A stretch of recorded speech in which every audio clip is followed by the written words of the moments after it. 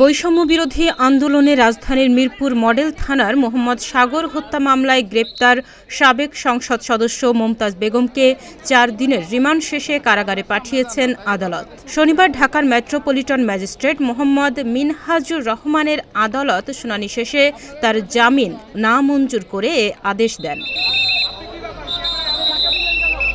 4 দিনের রিমান্ড শেষে এদিন তাকে আদালতে হাজির করা হয়। এরপর মামলার তদন্তকারী কর্মকর্তা মিরপুর মডেল থানার উপপরিদর্শক মনিরুল ইসলাম তাকে কারাগারে আটক রাখার আবেদন করেন।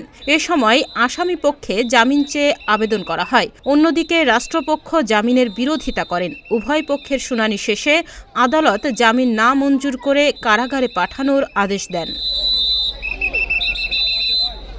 এর আগে 12 মে রাত 11:15টার দিকে রাজধানীর ধানমন্ডি এলাকা থেকে তাকে গ্রেপ্তার করা হয়। পরদিন 13 মে তার 4 দিনের রিমান্ড মঞ্জুর করেন আদালত। ডেস্ক রিপোর্ট, প্রতিদিনের বাংলাদেশ।